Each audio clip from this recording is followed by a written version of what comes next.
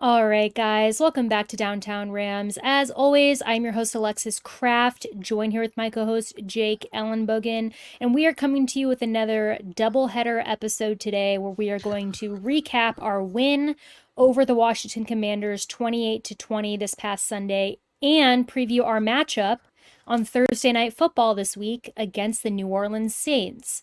And to start this off, I should let everybody know that Jake and I are really going through it right now with our health. Jake has the flu.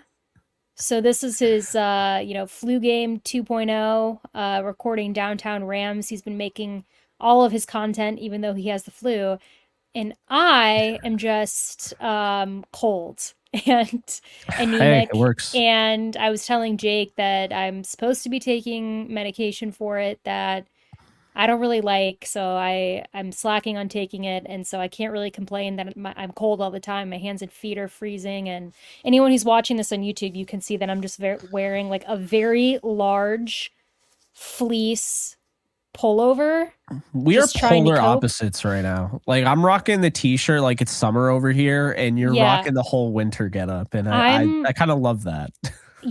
I'm always in like a hoodie or sweats because I'm just always cold. Everybody's always like in the comments, especially when we first started doing video, everybody's always like, "Is Alexis freezing? Like, what's going on?" And I'm like, "Yes, I am. Yes, I'm cold. I don't care." Like, we would be doing our off-season stuff in like June, and I'm recording in like a hoodie and sweats, and everybody's like, "What's going on?" I'm like, "What's going on is I'm cold." And I like to be comfortable. But Jake, you know that like my favorite all the Yeah, time, everywhere I go, I wear a hoodie and leggings or sweats. It's just yeah. The Rams what released that collection or whatever, and I immediately thought of you. yes. I was like, oh, I sweats, know. Alexis. I That's not haven't. me calling you a bum though. Like understand that because I No, know I know. sweats are like kind of. It's either you play sports professionally or you're just like Yeah. considered a bum, and that's not what I'm saying. Yeah, people get really um into the sweats debate. My thing is like I have to wear jeans and a sweater, like a nice top, like when I go to work all day, and like I come home and I put on sweats and a hoodie, and I will that's me getting comfortable Yeah. and hanging out with my friend Jake and recording Downtown Rams to talk about our game against the Commanders. So let's get into it. So, Jake, the Rams ended up winning this game 28-20, which was a lot closer than I think everybody thought it was going to be. I know that our predictions were quite different than what ended up happening. This game, listen, Washington has lost five straight now. I think we were their fifth straight loss. We talked about it on the episode where we previewed our matchup against them. Just a team that's really struggling, a team that has talented players, as we saw, Terry McLaurin, to name one. They have talented players on their team, but they haven't been able to quite put it all together. And they've kind of just not had a really good season. Talk about a secondary that's let up the most passing yards. Just not good. And we Feels saw flat. manufactured too. Like when they traded away their two best pass rushers at the Right. deadline, it was like they weren't a bad team, you know? Mm-mm. And But now they it's just like, just they made it harder on themselves, which they might have been oh, trying to do. yes, You talk about it maybe a team wanting to tank or, a new team ownership. rebuilding. Yeah, so not super surprising, but going into this game, we knew that the Rams had an opportunity to feast, and they started off that way. Really, I thought this game was the Rams were handling business until like halfway through the third quarter. And what we ended up seeing is kind of towards the end of the third quarter, it felt like the defense, I don't want to use the word slacked, but I think that the game plan got a little bit overthought. And I think that, again, you had some of those secondary miscommunications. You got a guy like Terry McLaurin now open for a touchdown, or, you got, maybe um, Jahan Dotson getting open and these guys and Sam Howell running all over you, which I think kind of in a way was a little bit, it wasn't nerve wracking, but it was kind of disappointing to see because I thought that the Rams had an opportunity to just go for the throat. I mean, have a blowout game. And I felt like it was trending that way until we started to see kind of the emergence of Washington's offense at the end of the fourth, but before, or at the end of the third, excuse me. But before we talk about that, let's talk about the first half, Jake, Mhm. and what you thought of this Rams offense. And I want to hear your take on Kyren Williams Yeah. because that is a topic of conversation. And I think 99% of Rams fans are on the same page with this. And I know you and I are, but there is that small percentage that wanted to go for Kyren's throat. And I will talk about it after you talk about it, but you and I have eyes and we kind of saw what happened with the two fumbles, which are not okay, by the way. They were not Yeah. okay. But what's the perspective on that, Jake? And as some have said, should we now worry that Kyren Williams is not running back one? Well, absolutely not. Good God, no. I know I sound like really dismissive right now because I'm so But sick, it's, I had to bring it up. It's like a real but thing. I know like, it's hilarious, but but it's like, all right. You know what? just I we was got to gonna talk wait. about it. I was gonna wait, but I'm gonna break out the stats because Cool. when in doubt, you break. Yeah, Alexis is like, yeah, I'm like, get him, tell him. love it. Let me get out some popcorn and just So let you do your thing. So let's first start off with yards after contact. Okay. Mm-hmm. I think it's actually a very misleading stat. I think for a running back like Cam Akers, who doesn't have great vision, he's going to have a lot of yards after contact, correct? However, Mm-hmm. you still have good yards after contact, very good running back. When you have the third most in the Sean McVay era for a running back this season, let's just call it, this is Kyren's rookie year. Only behind Todd Gurley in 2017-18, which is one of the best running backs. I mean, prime Todd Gurley is one of the best running backs in the sport. I mean, I just like, that's the thing. For sure. But then, you look at Kyren Williams compared to Cam Akers, compared to Darrell Henderson, compared to Sonny Michel. So Kyren Williams this year in 10 games has 186 attempts for 953 yards and 8 touchdowns. Cam Akers' entire career, 360 attempts for 1,443 yards and 10 touchdowns. So Kyren Williams could have more rushing touchdowns than Cam Akers at the end of this season. And to be honest with you, if Kyren Williams played all 4 of those games that he missed, he'd be on pace to pass Cam Akers his entire career with the Rams in the first effing year of him as a starter. So that's what we're talking about right now. We're talking about a guy who is a unicorn based on and you know me, I'm a huge Darrell Henderson fan. He is the best running back that we've seen since Todd Gurley, but I don't stop there. You already know where I'm going with this. How about idle Steven Jackson? I did a lot of research today, Alexis. I was sick. Mm-hmm. I'm laying in bed. I'm just on the phone, just using PFF. So I cross-examined, shout out to PFF, having 17 years of running back data. Went through 17 years of running back data back to 2006. Wow. And if you don't follow me on Twitter, then you have no idea what's coming. If you do, you probably do. Oh, well. Since 2006, Kyren Williams has forced more missed tackles than any Rams running back. Steven Jackson, which, by the way, they have 17 seasons, right? So like, I couldn't go back further. Like, with the data to support this, the forced missed tackles are more than Todd Gurley. They're more than Cam Akers. They're more than Darrell Henderson. They're more than Malcolm Brown. They're more than Sonny Michel. I mean, Kyren Williams has forced more tackles than most of Steven Jackson's years. 2006, however, Steven Jackson had 57. Kyren Williams has 45 in 10 games. He is 12 away from tying Jackson, and he's only played in 10 games. And this is a 5'9", $198 running back. I mean, first off, I love it because, one, I'm a short king. Love short kings, fellow short kings. And I love Todd Gurley, nothing against him, but the whole you have to be 6'1" and basically be a linebacker running a 4.4 to be a good running back in this league. You have to look like Bijan Robinson. Bijan Robinson had -2 fantasy points last week. Kyren Williams ran for 150 yards for his third time this year. Right. The point I'm making is that he is not just a 5th round pick that you and I really wanted them to draft earlier. He's turning into one of the most important players in the sport. He's turning into one of the most dynamic offensive players. He's turning into, like, when you talk about what Todd Gurley was, I mean, this guy could be up for the MVP next year. You see what Christian McCaffrey's doing? My biggest gripe with Kyren Williams is the receiving game. And if he figures that out, like, he's going to be unstoppable. And guess what? He's 23. And guess what? He's in his second season, in his first season actually starting games. He has so much time. And you know what? I think the Rams are going to pay him. And the Rams don't pay running backs. I think they're going to pay him because he offers things that, oh yeah, the system, the scheme. He's doing things that transcend that.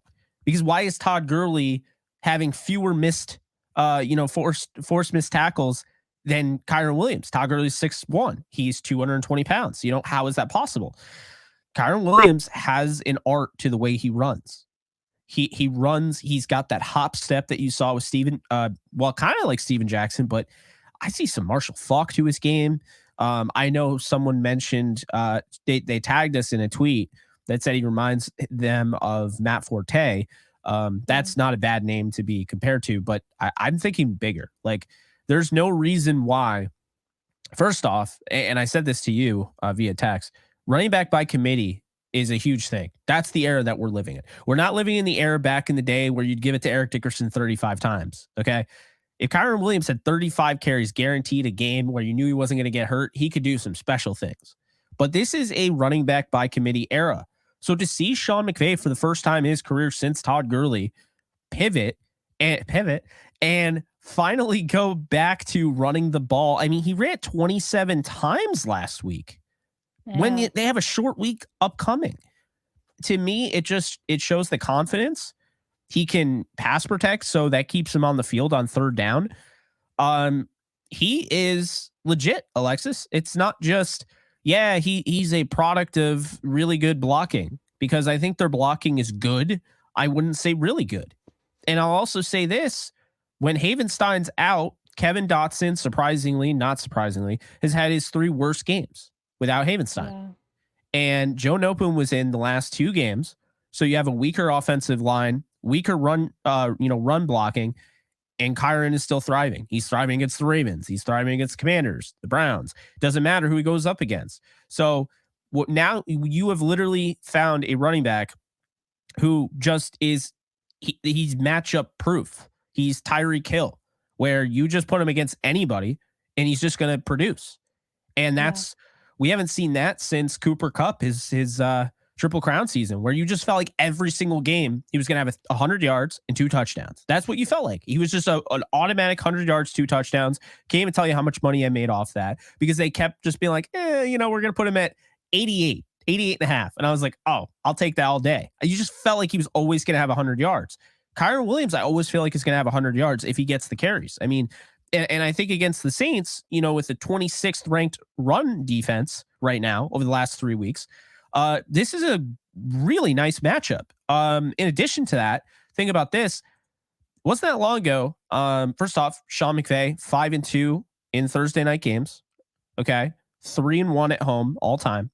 But it wasn't that long ago where, Sean McVay, short rest and everything, had Cam Akers. And Akers was starting to emerge as the starting running back his rookie year. Kind of similar to what Kyren has already done, right? Cam Akers had 29 carries for 171 yards and went off against New England. That was his coming out party. Here's my thing. What you might not realize, because you're Rams fans watching this, you don't really think about it. I didn't even really think about it. Alexis, Kyren Williams has barely shown up on the national scene. It's like people know who he is because of fantasy football. But he's not on TV right now. Like, Rams fans are watching those games. The Ravens game, sure.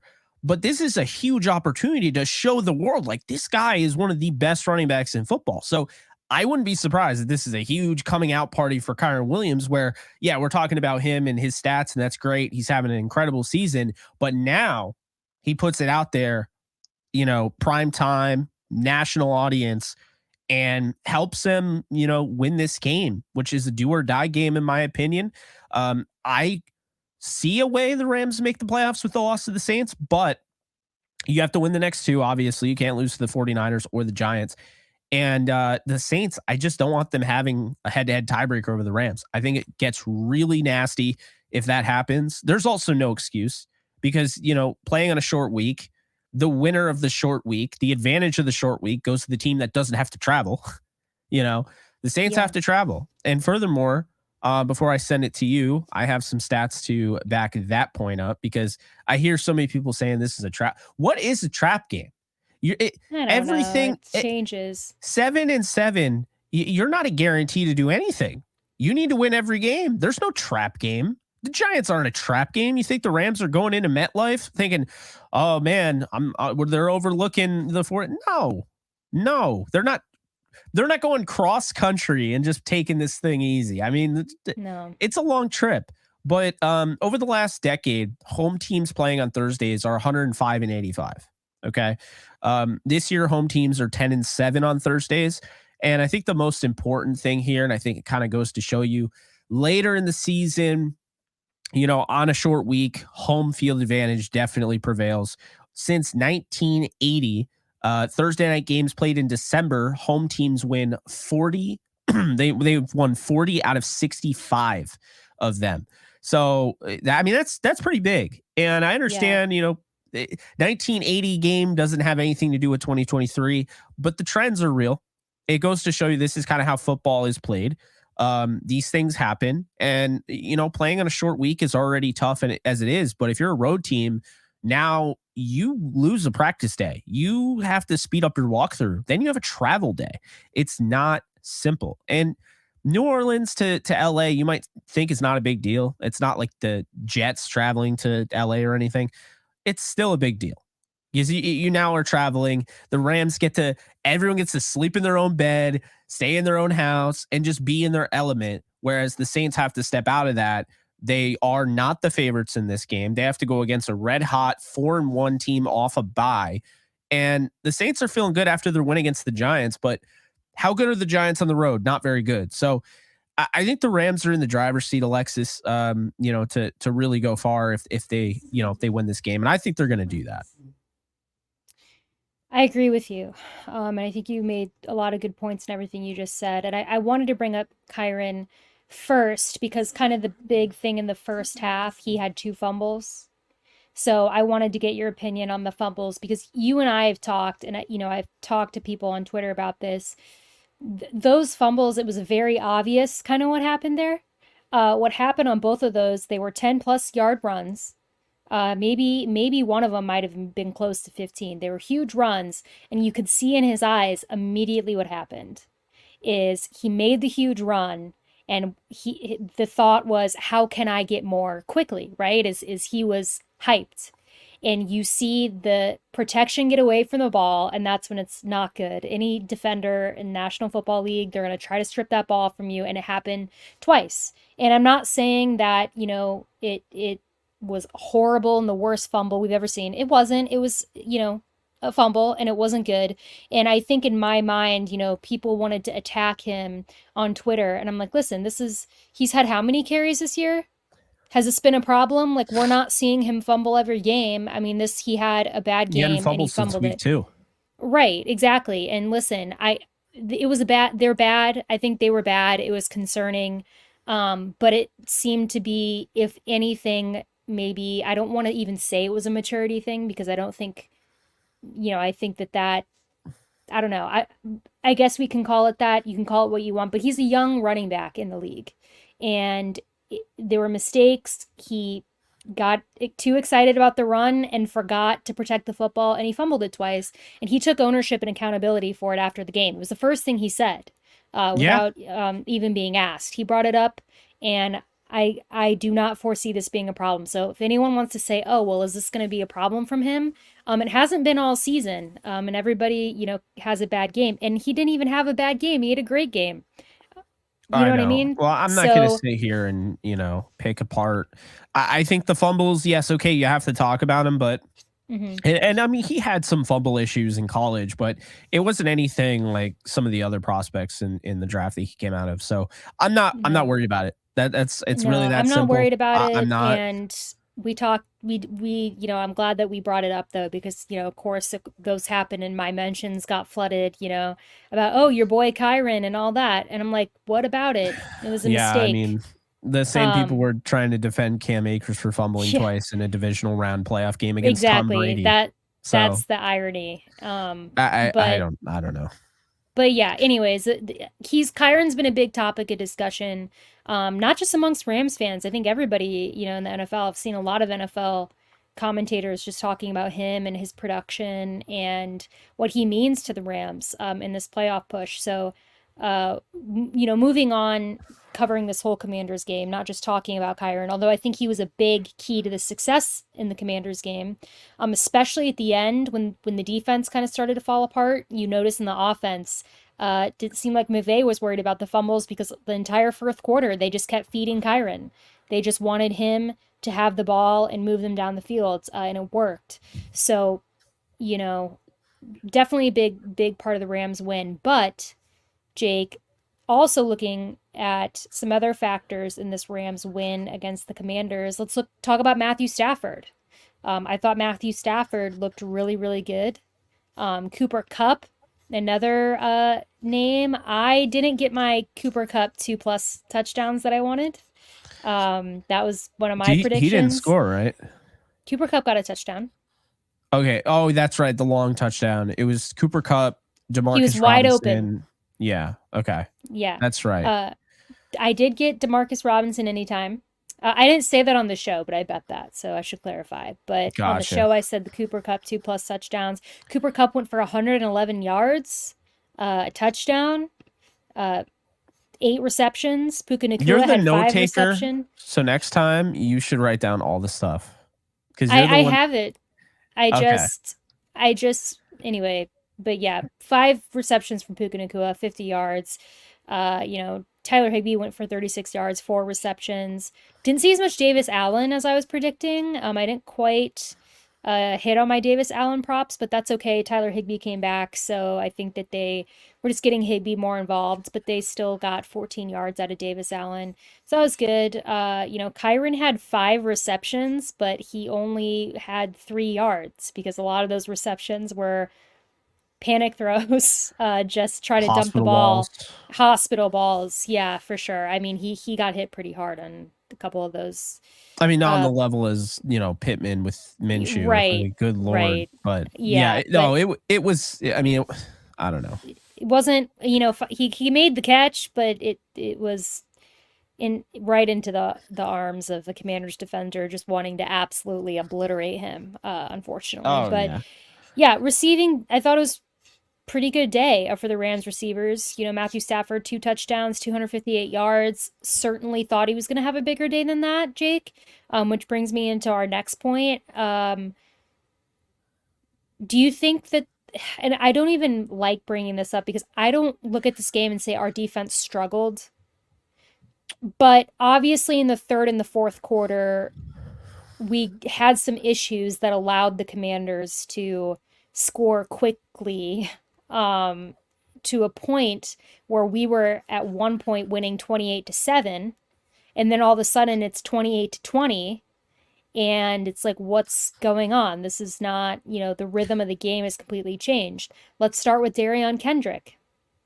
What were your thoughts on Darion Kendrick's game, and do you think that the criticism that he received for this game is justified? That some of the penalties, I don't think he even had that many. I think he might have gotten 1 or 2 I DPIs mean, called. I don't have that written down, but a lot of fans are just very angry at Darion Kendrick on Twitter right now. And I'm kind yeah. of Switzerland on this, but I just wanted to hear if you had a strong opinion about this or not. I mean, I think also playing corner is impossible in the NFL. You can't touch a receiver. I don't know how the hell you play that position. I don't. But when Akello Witherspoon comes off the field and Aaron Donald comes off the field, that job just got way tougher. And I think what the reason why I'm not at all concerned with how they ended it is they had their backups in. It was garbage time. I mean, it's 28-7, 7 minutes going, in the fourth quarter. I know some people might not like the answer, but the fact of the matter is Sean McVay, the game plan was to get up, by a few scores get it to the late point, and get his starters out to get ready for Thursday. I feel like that was Carson Wentz was ready to go. I almost got what I wanted. But then, of course, because the defense with the backups gave up some stuff, Stafford ended up staying in. But I think that was really the goal. I see the vision. Akello gets a little bit of a groin where he probably plays again in any other game, but on a short week, you're like, I don't even want to risk it. So, and think about it. I mean, we've talked about with Kyren Williams. I mean, if they take him out in that blowout game, maybe he doesn't hit IR. Maybe he misses 2 games. Maybe he misses 1. He probably did further damage. And I think, that's why taking out Akello, taking out Aaron Donald, when you already have the game wrapped up, and you have, 2 games in 5 days, I think it was a smart move.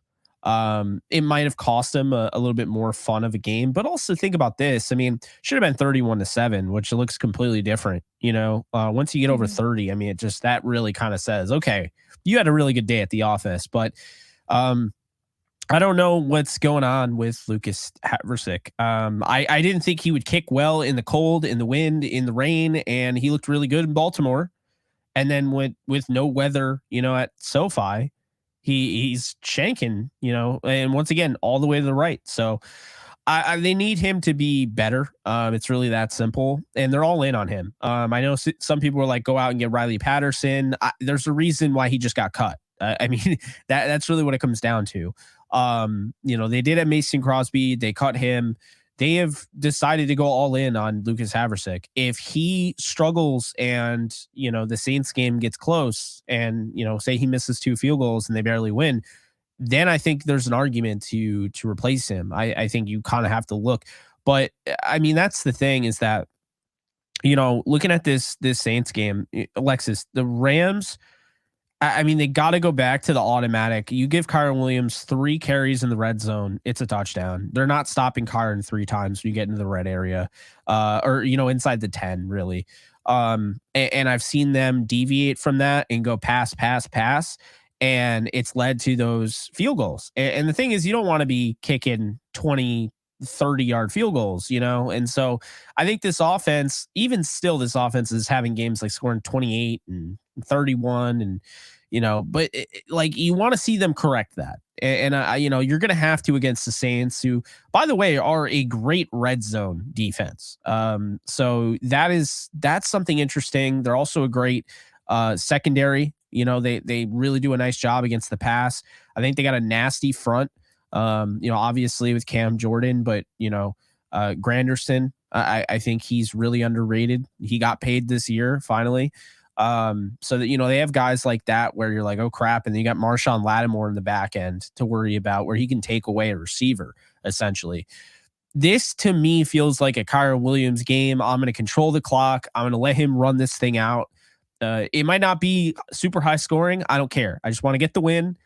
We get a mini bye. Just make sure you get the win. Just make sure you have more points than the other team at the end of the game. This isn't about scoring a lot of points. If they can, that's available. Great.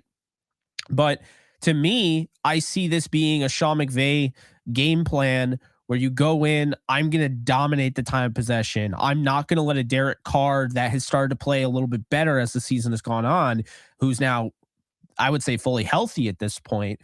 I'm not going to let him have the ball. I'm going to do what the Eagles did to, the Rams back in week 5, and I think that's what they should do. I think they should play keep away. Then you have Stafford.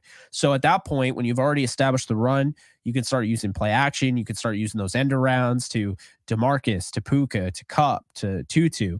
Getting Tutu Atwell back and Rob Havenstein is going to be very huge. I think that's a very underrated element in this that no one's really talking about, is getting Tutu back. The way DeMarcus is playing, the way Kupp is playing, the way Puka is playing, it makes your team better. And so, we saw it. I mean, this is personal. Stafford will probably never say anything about it. This is the team that knocked him out last year. This is the team that ended the Rams season abruptly last year.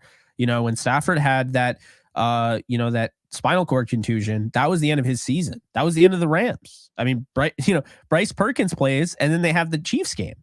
So, that's a thing. But in that game, Tutu Atwell catches a 60-plus yard touchdown. Kyren Williams goes for 5 yards a carry. They stopped running the ball with him for some reason, but that was, I think, his first game back from injury. There were a lot of things to like in that game. And then, right around the middle point of the third quarter, all hell breaks loose and Andy Dalton ends up being your winner in the game. So I think that the Rams are going to go into this. I mean, it seems obvious if the Saints are not great against the run and they're great against the pass. It just feels like, okay, knowing Sean McVay, he's going to try to do the opposite. So I wouldn't be surprised if they go pass happy. I just think you have to be cognizant. Yes, Stafford is playing the best ball, I'd say, of his Rams career. I think he looks better than he did during the Super Bowl season right now. He's being asked to do more and he's doing it better. But the thing that concerns me is, how do the Saints win this game? I can't find a scenario the Saints win this game if they don't force a turnover on Stafford. If they don't pick off Stafford, if there's no fumble, I don't see how in hell the Saints win this game. I don't see a scenario where the Saints win this game without causing turnovers. I just don't see it, Yeah. So, I mean, I think you got to pressure Carr. I think you got to worry about Taysom Hill and Kamara, and of course, Olave. I don't think this team is alarmingly scary. I also wouldn't predict a blowout. Even though I could see it, I'm not going to go that route. Like Colin Cowherd said, they're going to beat them like a drum. I thought that was kind of funny, but yeah, I don't know, Alexis. I mean, what are your thoughts? Because I mean, this team, they got a pretty solid defense, to be fair. And I think Derek Carr's playing good football at the right time. And here's the thing, though. The last 3 games, the Giants, the Panthers, Detroit. I mean, Detroit's probably their best game. They also played Atlanta. The resume doesn't speak to me as a team that's going to go into LA and really be a problem. No, I don't think so either. I think, like you mentioned, the obvious play for the Rams to win this game is to just run the hell out of the ball. Yeah. But when else that was the obvious play? It was against the Bengals in week 3. It was against the Steelers. Prime and what did time. we do that game? Yeah. We did not run the hell out of the ball, and we were both Eagles. very frustrated. Yes, all of these games where it seemed that on paper and statistically that the way to beat those teams was to go through the run game. McVay did not do that. So I'm hoping that 4th time is a charm, and that going against the Saints, being in the situation that we're in, where this is really a must-win game. Yes, if we lose the Saints game, there is still mathematically a way to make the playoffs, but I'll be honest, I think we need to win this game. I mean, I don't want to keep putting our fate into everybody else's hands, because right now, part of it is, right? You got to win these games, but we also need some other people to lose and other people to, do all these things. And I think at the end of the day, this is a team that is going to be easier to beat than the 49ers in San Francisco, right? So this is a game at SoFi that we need to win. And I think that we can win. Like you said, I mean, listen, I think the Saints are a good team. I don't think they're a great team. The last I checked, Chris Olave was still not practicing. Do you know if that changed? Because I don't know if it changed, but I think he'll play. I learned the hard way that he wasn't playing this past week, because I started him in a fantasy game, a playoff game, that I lost by 2 points because I got 0 points from Chris Olave. So I had a really bad moment where I don't know how I picked up on the fact didn't pick up on the fact that he wasn't playing. So I'm going to make sure I know this week. Obviously the Rams are playing him, but I'm going to get my players right this week. About Kyren, he's played 4 games since he came back.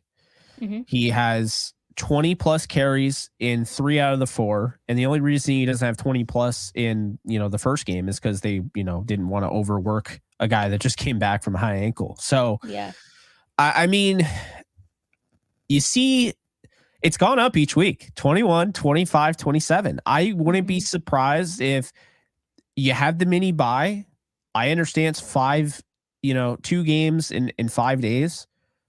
But who's to say we don't get a Cam Akers game with 29 carries? Who's to say this isn't a career high 29 carries, 200 yards, something like that? I mean, I'm not saying the Saints can't stop him, because it's certainly possible they could, but Yeah. I just think he's in such a zone right now. Had 143 yards on 16 carries against the Cardinals. The Browns, he had 21 carries for 88 yards and a touchdown. You have to keep in mind the Browns might be the best run defense in football, and the Ravens might be number two. 25 carries, 114 yards on the road. And then, 27 carries, 152 yards and a touchdown against the Commanders. I mean, I don't see any other way for the Rams. I don't I understand short week and everything. I looked through. I mean, Sean McVay has his moments going back. And I'll try and find it while I'm talking, but he has his moments going back where okay, he wasn't going to give this guy, carries in a short week. But you have short weeks every year. You have at least one. And what I found is that, when you look at it, Sean McVay has let a Cam Akers go for 29. He's let Todd Gurley go over 20. He's also had ones where, a Darrell Henderson gets 17 in the same game. Sony Michel gets 11. Here's my thing. Okay. Whether people like to, want to admit it or not, I know a lot of people are big fans of Royce Freeman. I don't, however, think he's that much better than Darrell Henderson. I think he's a power back, and I think this fan base obsesses over power backs. Just look at the way they treated Sony Michel. I think Ronnie Rivers being activated is, if he's able to play, this team should run 40 times. This team should literally just give Kyren 30 carries and Ronnie Rivers 10. I think Rivers is better than Royce Freeman. I don't think it's remotely close, by the way. And I mean, the stats kind of show that he was averaging 4.5 before he got hurt. I think it would be such a nice 1-2 punch, would allow him to keep running the ball. And now what do you do, Alexis? Do you stack 8-9 guys in the box? No, because now you can't, because Stafford is playing better ball than any quarterback in football right now. That's why the Rams are going to be such a tough out the rest of the year. It's why, in my opinion, and this obviously is premature, they're 7-7, but I think they can win the Super Bowl. If things go the right way, they get to the playoffs. I'll say this, they're the only team that can stop the 49ers from getting the Super Bowl. 49ers are penciled in for me in the Super Bowl. If the Rams can't knock them out, no one else is doing it. Dallas, really? Dallas lost by 30 to them on the road. The Eagles, a train wreck. Tampa, no. Who's beating them? The Lions? No. Golf will get killed. Well, I'll say this. The Rams, week 2, if everybody remembers, could have beaten the 49ers if they hadn't made, some mistakes in that fourth quarter. So, we didn't get blown out by. Now, I understand it was week 2, right? So, the 49ers might not have been meshing yet, but guess what? Neither were we. And I'm on the same page with you. Kyren in his first ever start. No Kevin Dotson. Yeah. I mean, they're a better team now. Way better than they were week 2. Yeah, so it's an interesting point. I have the 49ers penciled in, kind of like you said as well, but I think with this Rams team, it's games like this Thursday night matchup against the Saints where you have to show that you can do it and, pull through. And I think the Rams have been slowly but surely showing people, that they're the real deal. And I think if they can clean up some of these things, especially defensively, just be a little bit more consistent, I don't see why they can't make a playoff run. And again, I really think looking at the next 3 games, I think this is a really important game. I think you're going into New York in the cold. I know you'll be there, Jake, New Year's Eve. Yes, and listen, the Rams haven't played. The last cold weather game they played was against the Packers. Now I understand we had Brett Rippon, so that wasn't entirely. But the Rams haven't gone and played a very cold Baltimore weather game. Was definitely cold. Yeah, Baltimore was cold, but it was rain, and that it wasn't. It was rain. It was worse. So I'll give it. But I think going into MetLife, it's going to be what they're saying. It's going to be 25, 30 degrees. Yeah, I I don't mean, know. it's different, and I just think, listen, I think that I would rather get the win if you're breaking down when we need a win. I would rather get the win at home in SoFi and at least get a win there and not lose and then be like, all right, now I got to go win at MetLife and then at Well, Levi yeah, I mean, the Levi's. Saints game is always basically this is how it works. The Rams lose the Saints game and win out, 75% chance is their playoff rate. But That's is it not great. still That's not great. Like, think about it. Because if they lose the Giants game and they win the Saints and 49er game, that's 90, 90 plus. If they win the next two and only lose the 49er game, 90 plus. So 75 is like a considerable drop off, right? and whether the position they're in, Alexis, like there just really isn't an excuse. I mean, if this team isn't the 6th seed playing the Lions, then they failed. They shouldn't. No, you're right. There's no excuse. I Yeah. mean, that's what I keep trying to, What's interesting about perspective. the Eagles game is that we kind of brushed Seattle off, but you want to tell me the Rams and the Seahawks aren't better than the Vikings and Packers right now? I would take if I wanted to make the most competitive playoffs, right? If I wanted to take and make the best matchups, the Rams would be the 6th seed against the Lions. I would want the Eagles as the 1 seed. Not saying it's going to happen, but that's how I want the 49ers and Seahawks in the first round. I want the Dallas Cowboys going to Tampa. That's the best NFC you could have because you got, NFC West hated rivals, 49ers, Seattle. Seattle's shown moments, bits and pieces. Hey, we can hang around. Drew Lock showed some things. Then you have the Rams and Lions. The Rams are 1-0 since Stafford joined the Rams against the Lions, beat Goff at SoFi. This would be Stafford's first time going to Ford Field since becoming a member of the Rams. Then you have Dallas and Tampa. I think that's fascinating because I think Dallas is a kind of a poor road team. And I think Tampa is coming off what is probably their most impressive win of the season. Baker Mayfield's playing, great football. And then the next round, let's just say, the 49ers beat the Seahawks, the Rams beat the Lions, and then the Bucs upset the Dallas Cowboys. Well, the 49ers would get the Cowboys, right? In this scenario, the Rams would get the Eagles. The Rams already play the Eagles. I think the Rams would beat the Eagles right now. I really believe that. I feel confident in that. Then I think the 49ers would beat the Cowboys. And there you go. NFC championship game, Rams 49ers rematch. And I think, to me, if the NFL is looking for fireworks, if they have their script better include the Rams and Matthew Stafford going to Ford Field and playing Jared Goff, 1. And 2, it better include the Rams playing the 49ers. Because I'll tell you right now, their win-loss record doesn't matter if they get in the playoffs, Alexis. They're not a 7-7 football team. I think they're one of the 4 best teams in the league. Right now, my 4 best teams in the league, it'll shock people. I thought about this long and hard, and I was like, the Ravens, the 49ers, the Rams, and the Bills. The Rams and Bills are surging at the right time. The Bills, no one's talking about because they're the 8th seed. If the season ended today, they wouldn't even make the playoffs. But they got an easy road ahead, and they have Miami to wrap up the season, in which I think they'll beat Miami because Miami doesn't beat anybody good. So then the Bills take over. I think we could get a Rams-Ravens rematch if things went the right way. You could get a 49ers-Baltimore rematch, Super Bowl rematch. You could get Rams and Bills, which is the Super Bowl prediction I had last year.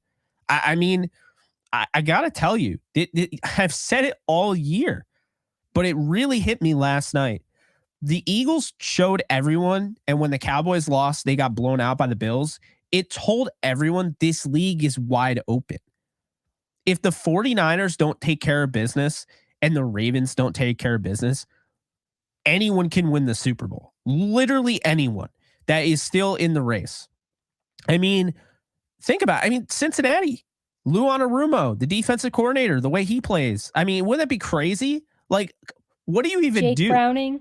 If Jake Browning won the Super Bowl, what do you do with Joe Burrow? Does Jake You Browning still never take play that. again? No, you trade him for a lot of value, but you keep Yeah, Burrow. you have to. But like, you see what I'm saying? Like, I mean, the Chiefs, like, as much as I hate to say it, I mean, I feel like they look like one of the most boring top teams. I'm out on them. I'm out I on am them. too. Well, that's the thing. I am too. I mean, I'll be honest with you. I think Super Bowl experience matters. Super Bowl winning experience matters. And if you look in the NFC, there's only two quarterbacks that have won a Super Bowl: Carson Wentz and Matthew Stafford. And if you look in the AFC, currently in the race, Joe Flacco with the Browns, which is hilarious. Doug Peterson with the Jaguars. He won it with the Eagles, of course. Then you'd have Patrick Mahomes, of course. And that is it. Yeah. Andy Reid, Super Bowl winning coach, and of course, John Harbaugh. So, I mean, Alexis, it would be the worst thing ever if the Rams didn't get in the dance this year. There's really no excuse. It's not like 2019 where there was only 6 teams and they barely missed it. There's 7 teams. There's no excuse. Get it done. I know. It's frustrating too because a lot of the losses the Rams have had this season were so preventable. I know. It's just one of those things where you don't think about it at the time, but it does really add up. And then you get to this spot where you're like, we should have just, done that. If we had just done these few things, if this play didn't happen, if we had just run the ball, if we'd done whatever, we would have won these games. But, we are where we are and we have a chance. And like you said, Yeah. I don't think there's any excuse. I think the Rams have it in their hands. And you know what? They gotta play. If they go out Thursday night and they collapse, that's on them. If they do it 2 weeks in a row, I just think at the Rams are in a good spot to control their destiny, and now it's up to them to do it. There's no conjecture. It is what it is, and I'm feeling good about them. I think that they have momentum, and I think that we have a good chance to beat the Rams or beat the Saints. Wow. Okay. I see how it is. No. Sorry. No. We have a good chance to beat the Saints on Thursday Night Football. And Jake, 49% playoff chance right now. If they beat the Saints, it goes to 73. If they lose, guess how far it drops? So if we win, it's 73. I'd say if we lose, it's probably 32. I mean, 11. because then you... Yeah. That makes sense, though. though. Leave her body. Well... That makes sense, though. Like I said, I mean, they really, it's not technically a must-win game, but it is a must-win. They really need to win. If the Rams do not win on Thursday night, I think it's a wrap. Yeah, it's not 100% a wrap, but we would then need to really have some external forces help us out there. And like I said, I don't think there's any reason that the Rams should lose this game Thursday night. And saying that, Jake, let's get into our predictions, and I'll let you go first. Sounds good. Your three predictions for our matchup at SoFi on Thursday night. All right. I'm going to say Kyren Williams breaks that Cam Akers 171 mark. I think he goes over 171 yards. I don't know how many carries he'll get, but I do think that happens. What else do I want to say? I think Derek Carr is going to get picked off by Akello Witherspoon. I can tell you how upset he was that he dropped that pass last week. Sunday. He's going to pick one this week, I think. And then I'm going to say Byron Young gets 2 sacks. I think he's been a little quiet. I think he's been a little quiet the last few weeks. The Rams did just simply not do a good enough job pass rush against that offensive line that you and I just over and over and over again just couldn't believe how bad it was. And the game, I thought the offensive line looked pretty decent because the Rams pass rush wasn't getting through on the way they did against the Ravens with 29 pressures. So still not a bad day at the office, 18, but you only had 1 sack. So I think Byron Young is going to get 2 sacks in this game. Akello will have a pick, and I'm going to say, Kyren goes over 171. And I'll throw Cooper Kupp out there. I think Cooper Kupp continues his 100-yard, thing. 3 straight 100-yard games. That's what I think. I'm going to stick with that. So I am going to start my predictions by predicting Kyren Williams 2+ touchdowns. Hmm. I really believe that. I think he's had quite a few multi-touchdown games. I Yeah. think this is a good opportunity for him to have another. I wouldn't be surprised if I think that what they should do is give him, the 30 carries like you said. I wouldn't be surprised if it's because of a short week. Maybe they pull back a little bit But on then his you have the mini carries. bye. That's 10 days. I agree with you, but I'm just Yeah. saying I wouldn't be surprised if the Rams maybe did pull back a little bit just to not risk further injury. But I think they might use him in other ways, and I still think he's going to be productive. I'm hoping that Sean McVay realizes when they get to the red zone, just use him. Don't, I feel like we keep getting to the red zone and he keeps trying all this other stuff. Sometimes it works, a lot of times it doesn't, and we're all sitting there going, just run the ball. You're in the 5 yard line. Like, run it with Kyren. Look at the 2 point conversion. They trusted him then. I mean, Yeah. I haven't seen a run on a 2 point conversion in a long time. And the Rams trusted Kyren to get it done, and he did. So I think we're going to see a Kyren 2+ touchdown game. Another offensive prediction, I think Tutu Atwell touchdown. His first game back, he had one against the Saints last time they played.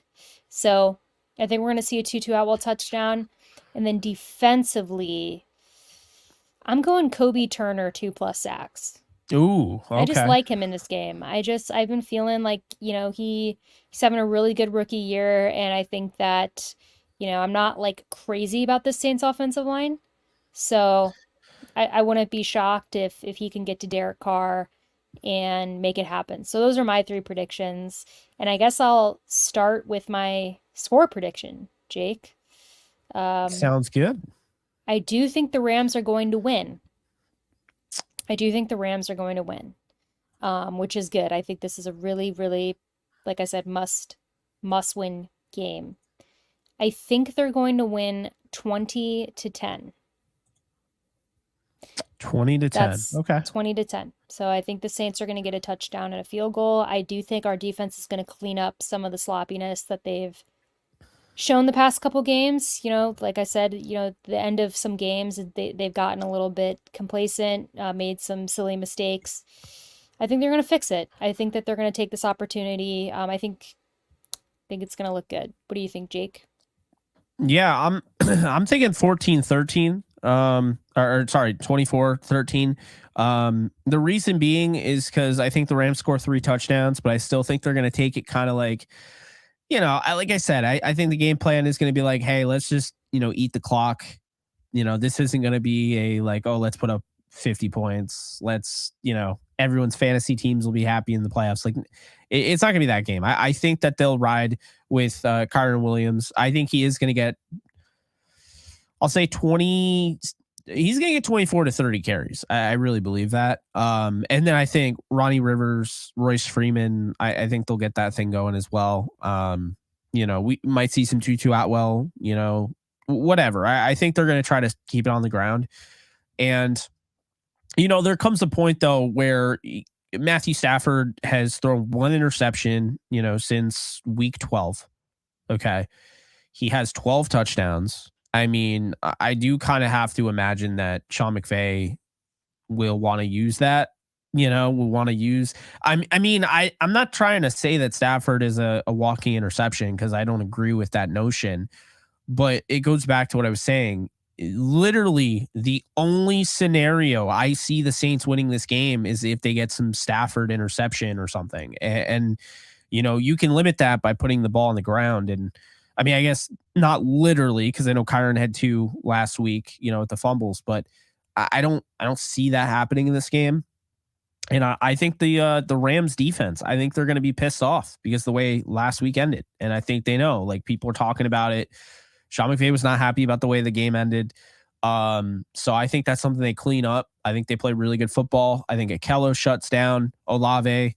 I don't know where I am on Kendrick, by the way, because I could see him starting and playing pretty well, but I could also see them moving Kobe Durant over there. And I'll say this. We talked about Ronnie Rivers coming back. The Rams have one more designation off of IR to return to the season. Next week, they have a decision to make. They have 21 days after they designate him if they want to activate him or not. But next week would actually be Duke Shelley. Would be his 4 games, would be up. He'd be eligible to play in the Giants game. And it just makes you wonder. This is a team that tried to claim the same corner twice. And they, Caillou Blue Kelly. I mean, I don't know how they feel long term about Kendrick. I don't know what that looks like, but I think I'll say this. I think Durant's a better outside corner, and I think Duke Shelley, when you have that experience in Duke Shelley played in the playoffs last year with the Vikings. If you have that experience in the postseason, I mean, I think you might want to go with the more experienced guy over just kind of throwing Kendrick into the fire. I mean, Kendrick didn't play meaningful games last year. Like, let's not, forget that. I mean, Kendrick was playing on a 5-12 football team. I mean, they didn't play in any meaningful games. The most meaningful game was the Baker game, because that was like, and I mean, did it really have any no, but I mean, it kept their playoff hopes alive to a degree and everything. So yeah, I mean, I think that's a serious thing, Alexis, but yeah, I have the Rams winning 24-13, and I'm feeling good about this game. Feeling really good about this game and the Giants game. And I'll say this, at the Giants game, Tommy DeVito has not thrown an interception in his last 4 starts. He's overdue. I'm telling you right now, that game is going to be a train wreck for Tommy DeVito against the Rams. You see what Raheem Morris does and how I actually want to talk about this real quick. Raheem Morris put on a masterclass against Sam Howell. There's a reason why Sam Howell, who's almost leading the league in passing, like at the end of every week, there's a reason why he had 100 something yards. He had no confidence because Raheem will disguise so well that these young quarterbacks that don't see this stuff are like, it's like deer in a headlight. You think Tommy DeVito is going to be better than Sam Howell in that? No, I think, like I said, this is why I'm really confident. And if anyone wants to say that I'm jinxing anything, I don't believe in that. There's no way that this podcast has any implication on the Rams playing on Thursday, next Sunday, and so forth. Just there's none. It's none. No, the I don't believe Rams, in it. they'll do it all on their own. If things are going to go bad, the unfortunate reality is the team does it all on their own. Nobody can jinx anything. Nope, jinxing doesn't exist. It's just whatever's going to happen is going to happen. And what we think is going to happen, guys, is that the Rams are going to win on Thursday night. So we will be checking back in with you guys maybe a little late next week because the holidays are coming up. I am traveling for Christmas. So we'll probably do another doubleheader about a week from now where we'll talk about that game. But when we're talking about it, you better believe that we are expecting to be talking about a Rams win. And we'll see. A couple days away now, guys. As always, if you like what you hear, please like and subscribe. You can follow me on Twitter at the Alexis Kraft. You can follow Jake at JKBogan. And like I said, we'll be back soon, guys. But until then, stay safe, take care, and go Rams.